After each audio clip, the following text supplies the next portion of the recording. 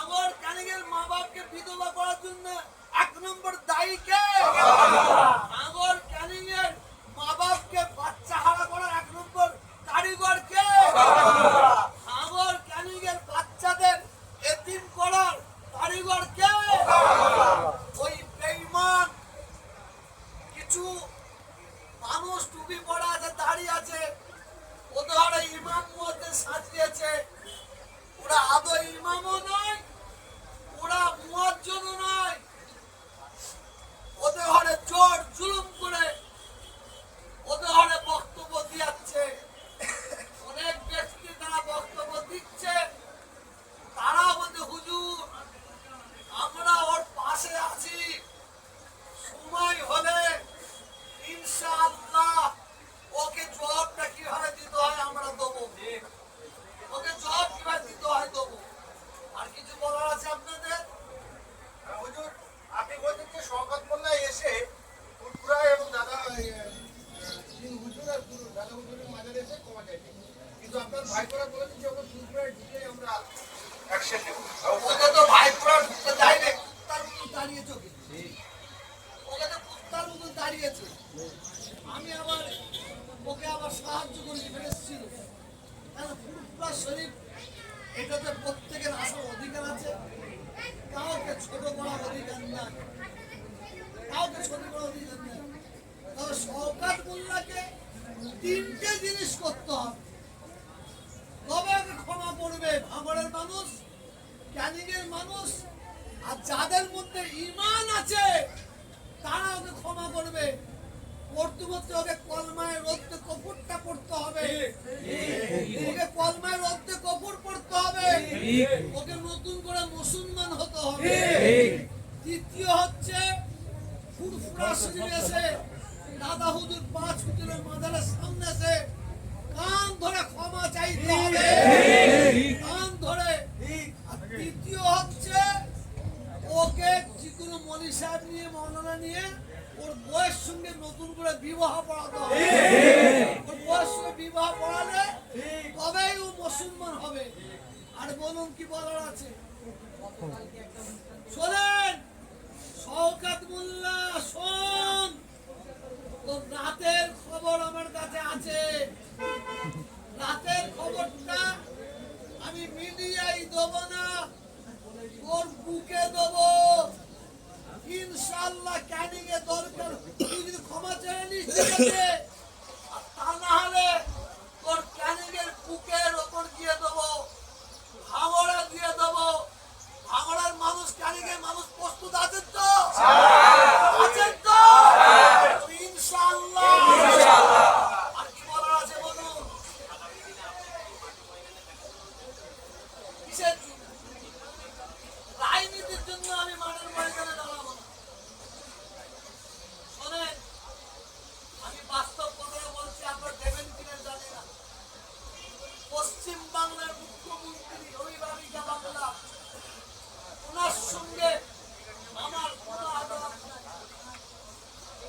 পশ্চিম বাংলার মুখ্যমন্ত্রী মমতা ব্যানার্জি, উনি বাংলার উন্নয়ন করে নে।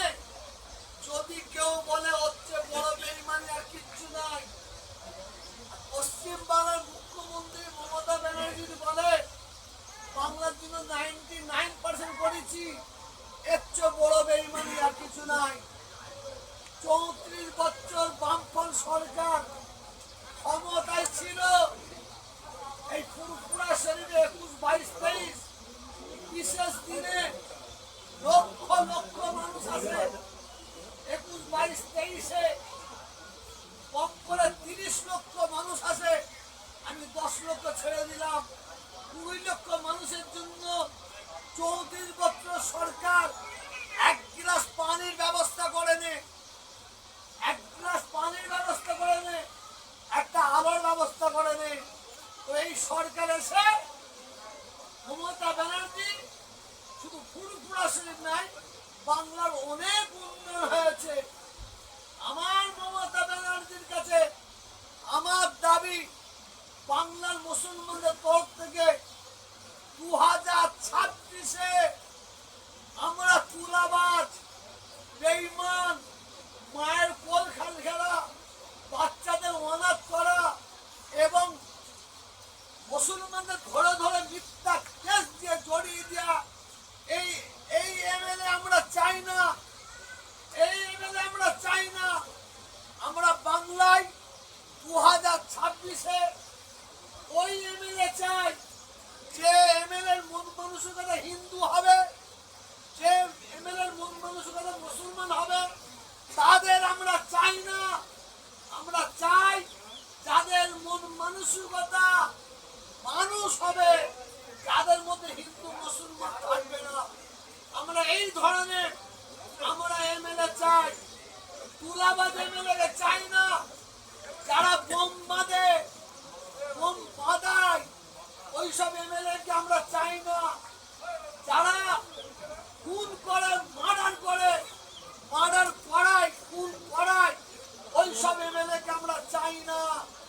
শওকত মোল্লার খবর নেন, জানতে পারবেন ক্যানিং এলাকায়, ভাঙড় এলাকায় ওই হারামজাদা শয়তান, ওই বেঈমান কত গরিব মানুষের জমি জোর করে লিখিয়ে নিয়েছে। ও যে বলছে ক্যাপে, বলছে আমার ছেলে আছে, আর সব আছে, যারা আছে ওরা আমার ছেলের মতন, তো ছেলের মতন তো হবেই, হবেই তো। শওকত মোল্লা ওই ক্যাপে যারা ক্যাপ চালাচ্ছে, তারাও আমার কাছে কি বলে গেছে, এই খবরটা তোমার ক্যানিংয়ে দিয়া। যে এলাকায় আপনি রাত্রে দেখেছিলেন কোনো এক হোটেলে, এই বিস্ফোরক আত্মরাশি আমি বাংলায় কয়েকটা পাগল আছে, যারা জন্মগত পাগল, তাদের সম্পর্কে আমি মন্তব্য করতে রাজি নাই। যারা জন্মগত পাগল, কে বলছে তহা সিদ্দিকীকে জেলে ভরবে, কে বলছে 12টার সময় ডেকেছে। আমার মায়ের সম্মান আমার কাছে নাই না। আমি এত কিছুই জানিনি যে আমি একজনকে খারাপ করার জন্য নিজেকে দোষ দেবো যে একটা মেয়ে আমাকে ডেকেছে। আমি আপনাকে বলি, যারা জন্মগত পাগল, তাদের সম্পর্কে আমার কাছে বক্তব্য রাখবেন না। জন্মগত পাগল, তাদের ওরা আল্লাহ পাগল করে তারা মকিয়ে যাবে। আমি যে নাজিয়া এলের কথা বলছেন, শুরু থেকে এখন পর্যন্ত একটার সম্পর্কে বক্তব্য রাখিনি, কারণ ও আস্তে আস্তে আস্তে আস্তে করতে করতে ও তো আল্লাহকেও অস্বীকার করে ফেলেছে, ও তো নবীকেও অস্বীকার করেছে, ও কুরআনকে অস্বীকার করেছে, ও ইসলামকে অস্বীকার করেছে, ও মুসলমানদের মৌলবাদী বলে, জঙ্গি বলে। আমি ওর সম্পর্কে মন্তব্য এই কারণে করি না, কারণ যে আল্লাহকে অস্বীকার করে, যে নবীকে অস্বীকার করে, তার সঙ্গে কথা বলা মানে নিজেকে বহু ছোট করেছে বলে মনে করি। আর সরকার, তুমি বাঁচার জন্য আর নাজিয়াকে ধরেছ, হ্যাঁ, তুমি বাঁচার জন্য আর কাকে ধরবে, তোমার উপায় নাই। আমি এক জায়গায় দাঁড়িয়ে আছি, দেখি একটা কাপড় তাকে দেখি 5-7টা কুকুর দেখি ছিঁড়াছিঁড়ি করছে। আমি কি ওতে আছে রে বাবা?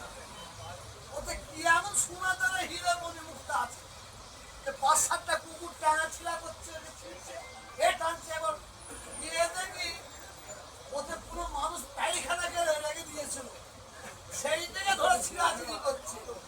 শওকত মোল্লা ওকে ভাঙড় ক্যানিংয়ের মানুষ ঠিক এইভাবে টানাছিড়া করবে, এইভাবে টানাছিড়া করবে। ও মানুষের সঙ্গে যে অপরাধ করেছে, যে অন্যায় করেছে, অনেক খবর আছে। রাতের অন্ধকারের খবর বলছি বারেবার, আমি শুনতে গেছি তো রাতের অন্ধকার, আমি রাতের অন্ধকারের খবর ক্যানিংয়ে গিয়ে বলবো, ভাঙড়ে গিয়ে। আর কি বলার আছে বলুন?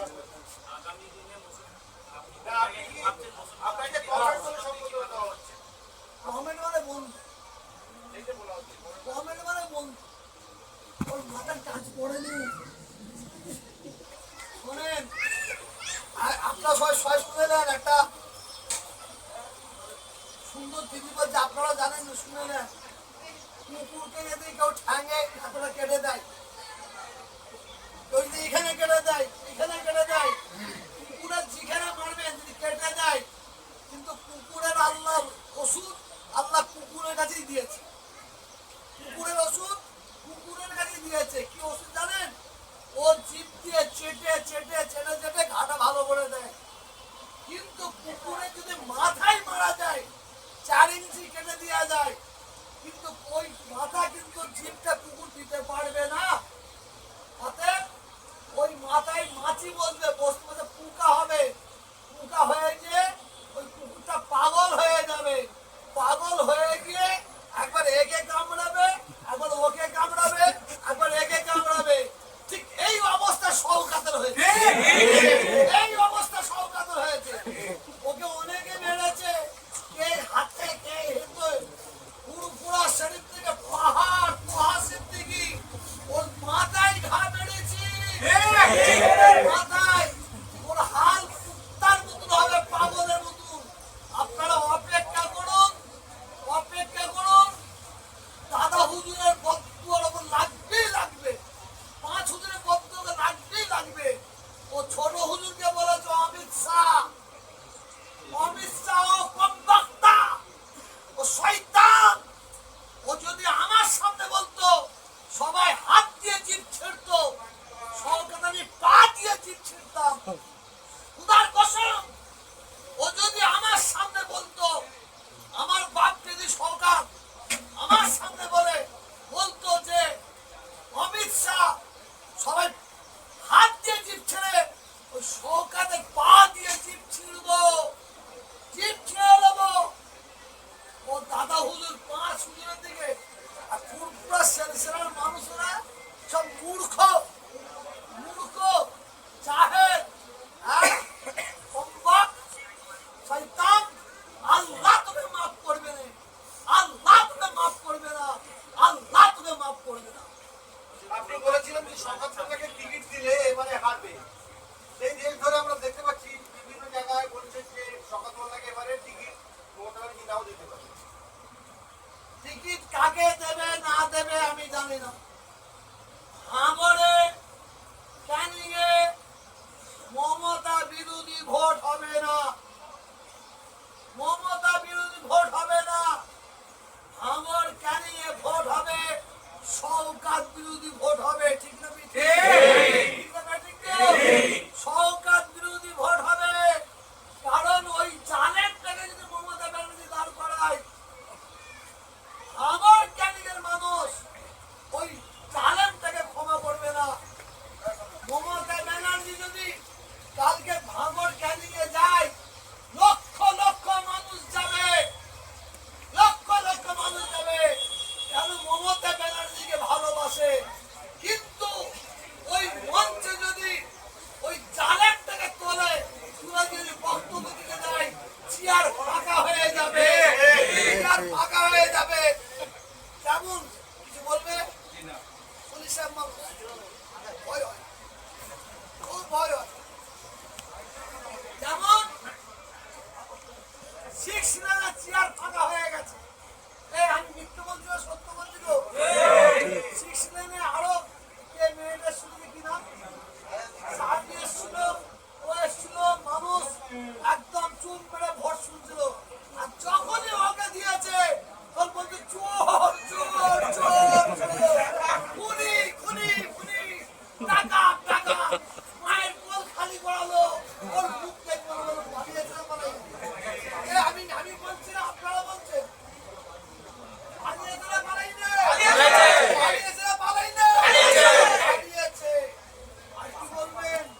আপনি যে অভিযোগগুলো করছেন মাননীয় শওকত মোল্লার বিরুদ্ধে, আমি করিনি, আমি করিনি। আমাদের মানুষ করছে, ক্যানিংয়ের মানুষ করছে। অত্যাচার যাদের প্রতি হয়েছে, যাদের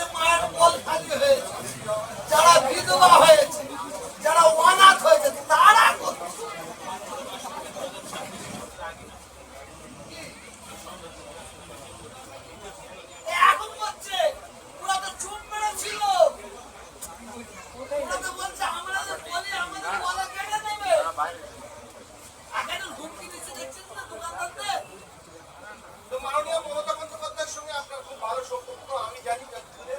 তো আপনি যে শওকত মোল্লার বিরুদ্ধে যে অভিযোগগুলো আছে এগুলো ওনাকে লিখিতভাবে জানাবেন না দেখা করে বলবেন। আমি পলিটিক্যাল ম্যাটারে হস্তক্ষেপ করব না। পলিটিক্যাল ম্যাটারে আমি হস্তক্ষেপ করব না। কাকে কি পদ দেবে না দেবে আমার দেখার দরকার নেই। আমি একটা জিনিস হস্তক্ষেপ করবো, মানুষকে দিচ্ছি না জানোয়ারকে দিচ্ছি, মানুষকে দিচ্ছি না জানোয়ারকে দিচ্ছি। যদি মানুষের মতন মানুষ তাকে দাঁড় করায় আমার সমর্থন থাকে।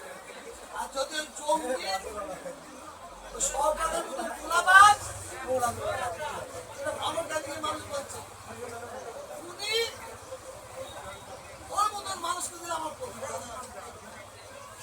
আমি পলিটিক্স করি, আমি কেন হস্তক্ষেপ কিসের জন্য হস্তক্ষেপ? জানেন জানেন জানেন জানেন আবার বড় বড় কথা বলছে।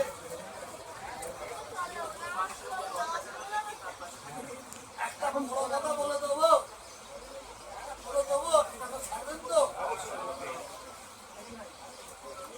এখানে ভাবর ক্যানিংয়ের মানুষ ভর্তি হয়ে আছে, অনেক জায়গায় মানুষ এখানে আছে।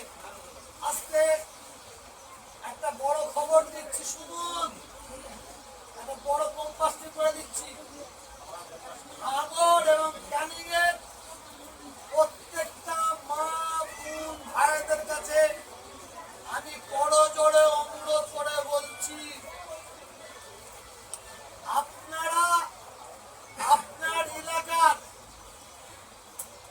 থানার প্রত্যেকটা থানার ওসি ফোন নম্বরটা আপনারা সংগ্রহ করে রেখে দেবেন। ভাবর ক্যানিং এলাকার প্রত্যেকটা মা বোনকে বলছি, আপনারা আপনাদের এলাকার প্রত্যেকটা থানার ওসি ফোন নম্বরটা আপনারা সংগ্রহ করে রেখে দেবেন। রাতের অন্ধকারে যদি আপনার দরজার কাছে পুলিশ যায়, পুলিশ যদি যায়, আপনারা ঘর থেকে বেরোবেন না, ঘর থেকে বেরোবেন না। ঘরে থেকে ওসিকে ফোন করবেন, ওসি সাহেব আমার ঘরের দরজার সামনে 4-6টা পুলিশ এসে দাঁড়িয়ে আছে, আপনি কি পাঠিয়েছেন? যদি বলে হ্যাঁ পাঠিয়েছি, তবে দরজা খুলবেন, তা না হলে দরজা খুলবেন না। কারণ ভাঙর ক্যানিংয়ের মানুষ আশঙ্কা করছে পুলিশি ইউনিফর্ম তৈরি হচ্ছে, পুলিশি ইউনিফর্ম তৈরি করে যারা ওর বিরুদ্ধে কথা বলে তার বাড়িতে পাঠিয়ে পুলিশের নাম করে যাবে, পুলিশি ইউনিফর্ম করে যাবে, তাদের তুলে নিয়ে গুম করে দিতে পারে, গুম করে দিতে পারে। কারণ ও এত বড় জালেম, ও এত বড় খুনি, ভাঙড়ের মানুষ ক্যানিংয়ের মানুষ বলছে। আর এই কথাটা ভাঙড়ের মানুষ ক্যানিংয়ের মানুষ আশঙ্কা করছে।